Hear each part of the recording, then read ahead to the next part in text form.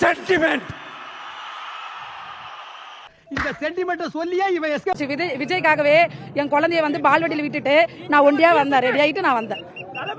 தளபதி உனக்கெல்லாம் வெக்கமே இல்லையாடா? சோறு தானே. பழனிசாமி போன மாசம் டெல்லிக்கு போய் ஏதோ குத்து விளக்கு ஏத்தணும்னு சொன்னீங்களே, என்னாச்சு?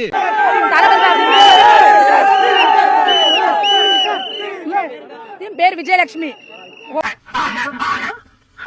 இங்க வந்ததுல இருந்து பாஸ் இருந்து என்கிட்ட ஒரிஜினல் பாஸ் இருந்தோம் 100 இடத்துல செக் பண்றாங்க. நாங்கன்னா இது நம்ம லிஸ்ட்லயே இல்லையே. ஒரு தமிழ்நாட்டுல போறது, தமிழ்நாட்டுல வேலூர்ல வந்து தோட்டப்பாலத்துல பிறந்து இவ்வளவு கஷ்டப்பட்டு நாங்க வந்து இவ்வளவு ஆர்கனைஸ் பண்ணி எங்கேயுமே பந்தல் போல சாவுல தலைவர் தமிழக வெற்றி கழக தலைவர் வாயில இருந்து வேலூர் மக்களேன்னு வரல. அது ஒரு மனசு கஷ்டம். கூட இருக்கவன நம்ப முடியல ஃப்ரெண்ட்ஸ். துரோகம் ஏன் ரொம்ப கஷ்டமா இருக்கு தெரியுமா? ஏன்னா அது நம்ம ரொம்ப நம்புறவங்க தான் நம்ம பண்றோம். ரெண்டாவது மனசு கஷ்டம், தப்பான விஷயத்த பண்ணுகிறாங்க. 1 கிலோமீட்டர் வரத்துக்குள்ள 20 இடத்துல செக் போஸ்ட். என்ன கொடுமை சரவணன். ரொம்ப ரொம்ப அநியாயம் பண்றாங்கண்ணா. ரொம்ப இது விஜய்க்காக நான் சொல்லல, விஜய் ரசிகர்களுக்காக நான் சொல்லல. நான் ரொம்ப எதிர்பார்த்து வந்தேங்க. ஏன்னா போற இடத்துல எல்லாம் காஞ்சிபுரம் மக்கள், சேலம் மக்கள், மதுரை மக்கள். எனக்கு ஒரு வருத்தம், இவ்வளவு கஷ்டப்பட்டு நாங்க 2 நாளா என் கண்ணு பாத்தீங்கன்னா தெரியும், தூங்கவே இல்லை. என்னோட உழைப்பு இதுல கம்மி தான், இருந்தாலும் எனக்கு அந்த ஆர்வத்துல தூக்கம் வரல. அட பாவி, லேசா கையில உரசுனதுக்கு ஏன்டா இவ்வளவு கோவம் வருது உனக்கு? தெரியல, எரிச்சலாவே இருக்கு எனக்கு. என்னமோ நாள் முழுக்க எரிச்சலா இருக்கு. டென்ஷன். ஒரு வந்த வர வழியெல்லாம் ஃபுல்லா அவரை ரொம்ப டார்ச்சர் பண்ணிட்டாங்க ரசிகர்கள். அதனால இருக்கலாம், என்னன்னு சொல்ல தெரியல. அவரை ரொம்ப டார்ச்சர் பண்ணிட்டாங்க ரசிகர்கள். பெரிய சோழர் பரம்பரை. இவர் ராஜராஜ சோழன், அவர் ராஜேந்திர சோழன். தஞ்சாவூருக்கே இவங்க 2 பேரும் தான் வாரிசு. ஐயாப்பா, என் ஊர் கொதலமடுகு, சித்தூர் டிஸ்ட்ரிக்ட், பங்காளப்பாளையம் மண்டலம். ஆந்திரா சட்டமே நல்லா இல்ல. தளபதி சட்டம் வந்து தமிழ் ஆந்திரால இருந்தாக்கா நாங்க ஓட்டு போடுவோம். ஆந்திரால இருந்து எல்லா திட்டமும் போட்டு ஸ்கூல் ஆரம்பிச்சாரு. அப்படி இந்த மாதிரி தற்கொலை படிக்காம ஏன் அவசரம் வாங்க, என்ன பண்றது? ஆந்திரால இருந்து தமிழ்நாடு ஓட்டு இருந்தாக்கா நாங்க கன்ஃபார்மா போடுவோம். ஆந்திராக்கு தமிழ்நாடு, ஆந்திராவில் விஜய் வந்தா மட்டும் நாங்க கன்ஃபார்மா நிற்போம். தமிழ்நாடுல நிக்கிற மாதிரி ஆந்திராவில் நிக்க தமிழ்நாடு ஓசி தமிழ்நாடு தான். தமிழ்நாடு மட்டும் தான். தமிழ்நாடுல இருந்து ஆந்திரா, தமிழ்நாடுல இருந்து விஜய் ஆந்திராக்கு வந்தாக்கா நாங்க ஆந்திரா தான் போடுவோம். விஜய் தான் போடுவோம். ப்ரோ, ஆந்திராவில் நிக்குவோம், விஜய் நிக்குவோம். ஆந்திராக்கு வந்தா ஆந்திராவில் நிக்குவோம். இந்த பெருச்சாளி கண்ணுக்கே தெரியாது. இது கண் ரொம்ப சந்தோஷமா இருந்துச்சுடா. தொண்டையா கடிச்சு கத்தி கத்தி ரொம்ப ஜாலியா இருந்துச்சு. இப்பதான் ஃபர்ஸ்ட் டைம் பாக்குறேன். ரொம்ப சந்தோஷமா இருந்துச்சு. பைத்தியக்காரங்களாடா நீங்க, என்னதான்டா உங்களுக்கு பிரச்சனை?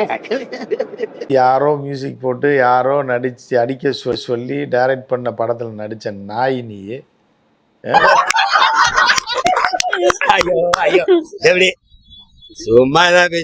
உனக்கே இவ்வளவு திமிரு இருந்துச்சுன்னா நானா சொந்தமா அரசியல் வளர்ந்து நானா எம்எல்ஏ ஆகி, நானா மினிஸ்டர் ஆகி, நானா சிஎம் ஆன எனக்கு எவ்வளவு இருக்கும்?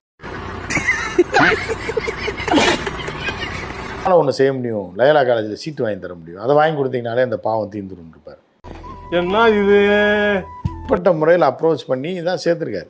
அங்கேயும் ஆனால் 1 வருஷம் தான் படித்தான். அவ்வளோ கஷ்டப்பட்டு சேர்த்து விட்டோம். 1 வருஷம் தான் படித்தானா, போகிறது பிடிக்கலன்ட்டாரான், குடிச்சதுல தான் உட்காந்துட்டான். ஆமாம், அது அவரே சொன்னார். நம்ம சொல்லலை. நம்ம எதுவுமே இப்போ நம்ம இதை ஏதாவது நம்ம சொல்கிறோமா? ஓ மண்டையில இருக்கிறது என் மண்டையில ஏத்த நினைக்காத. என்ன சுதந்திரமா வாழ விடு.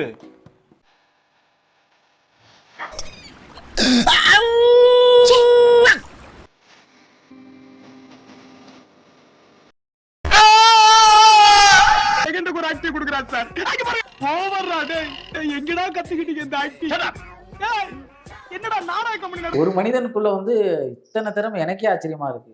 ஆனா வந்து இந்த சோசியல் மீடியா சாரி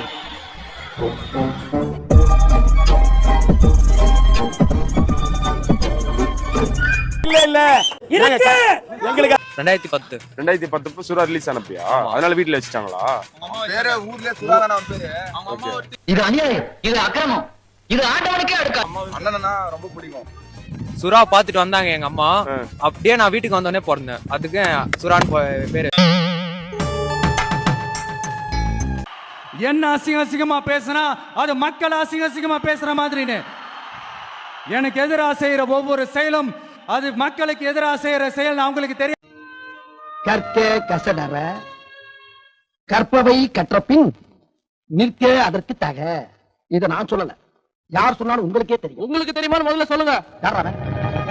மக்களும் வேறு இல்லை.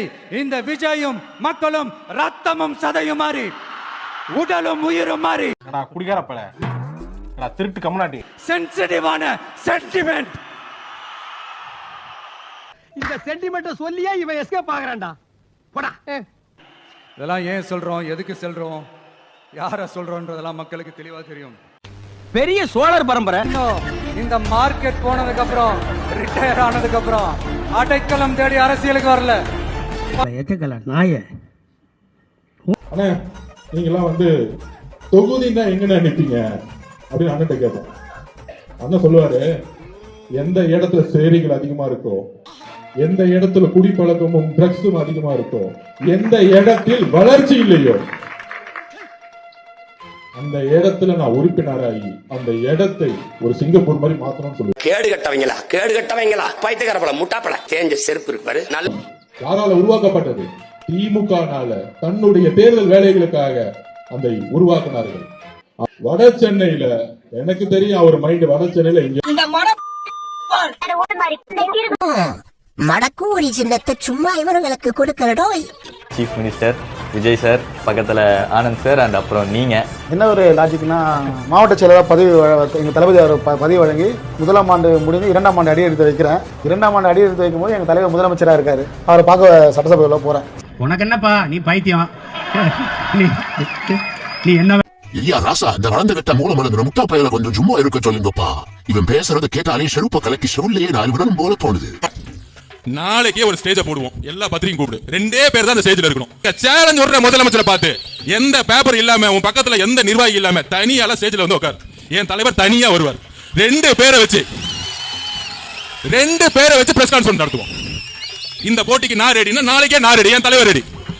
இந்த அள்ளு சில்லறைக்கெல்லாம் என் தலைவர் பதில் சொல்ல மாட்டார். அடே தாவேக்கு அணில் குஞ்சுகளா, தயவு செஞ்சு இந்த பைத்தியத்தை எலெக்ஷன் முடிகிற வரை எங்கேயாவது மறைச்சு வைங்களா, கண்ணு முன்னாடி காட்டாதீங்கடா, எரிச்சலா வருது. அப்படி அந்த தாவேக்கா தலைவர் விஜய் என்ன மயிரை புடுங்கிட்டானே, சிஎம் வந்து பேசணும்.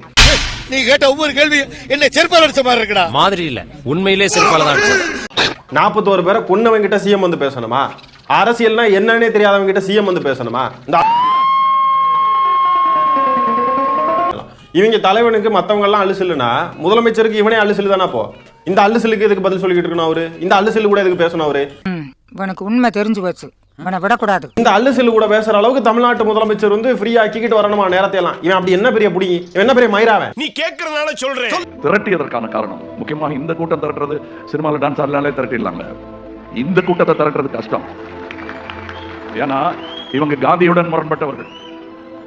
இவர்களை எப்படி ஒரு மேடையில் அமர வைப்பது? அதுதான் 9வது ஆண்டு. ஒண்ணுமே புரியல. அதுதான் எனக்கும் புரியல. பாயா போட்டுட்டாங்க.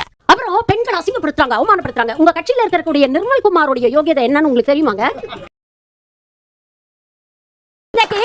எந்த காங்கிரஸ் கட்சி வராதா கூட்டணிக்கு ஏங்கி நிக்கிறீங்களோ, அதே காங்கிரஸ் கட்சியுடைய அகில இந்திய தலைவர் ராகுல் காந்தி அவர்கள் பாரத் ஜோடோ யாத்திரை போகும்போது அவரையும் பிரியங்கா காந்தியோட மகளையும் இணைத்து வைத்து கொச்சையா பதிவு போட்டவன் தான் அந்த மனுஷன்.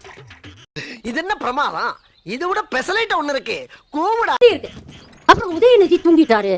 உங்க ஆளு 72 நாளா பணியில தூங்க. கூட்டி கழிச்சு பார்த்தா லாபமா நஷ்டமா தெரியுமா? வழக்கமா எல்லா தலைவர்களும் என்ன பண்ணுவாங்க, மக்களுக்கு செய்யக்கூடிய நலத்திட்டங்களை சொல்லி நாங்க இவ்வளவு சாதனைகள் செஞ்சிருக்கோம், இனிமேல் ஆட்சிக்கு வந்தா நாங்க இதெல்லாம் செய்வோம் அப்படின்னு சொல்லி ஓட்டு கேட்பாங்க. நம்மால எப்படி தெரியுமா ஓட்டு கேட்பாரு?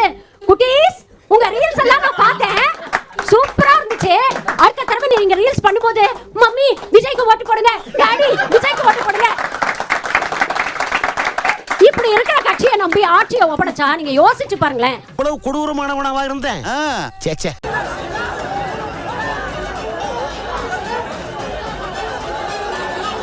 மிளகா சட்னி எடுத்து மூஞ்சில ஊத்திடுவேன். ஓசில சாப்பிட்ற பண்ணிக்கு உதாரு.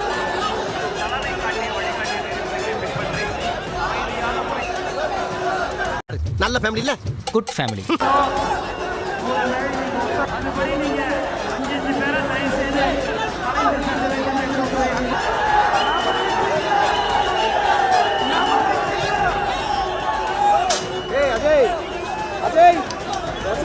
பாருங்கடா, பண்ற காமெடியும் நல்லா இல்ல, நீங்க செய்ய போற செயலும் நல்லா இல்ல. இதெல்லாம் அமையவே அமையாது. காலையில இருந்து ஜோக் போட்டு நீங்க தான் ஒரு ஜோக் விழுந்திருக்கு. ஏன் போட்டு பழனிசாமி போன மாசம் டெல்லிக்கு போய் ஏதோ குத்து விளக்கு ஏத்தணும்னு சொன்னீங்களே என்னாச்சு? அண்ணே குத்து விளக்கு ஏத்துவாங்கன்னு கூப்பிட்டாங்க. என்னால வர முடியாதுயான்னு உடனே ஒரு குத்து விளக்கு ஒரு ஆள்கிட்ட கொடுத்து அனுப்பி விட்டாங்க. நான் இங்க இருந்து கொளுத்தி அனுப்பி விட்டேன். இங்க இருந்து எரிஞ்ச மணிக்கேவா கொண்டு வராங்க? என்ன பண்றது, நம்ம அப்படித்தானே பண்ணி ஆகணும், பிஸியா இருக்கோம்ல. மறுபடியும் அவங்க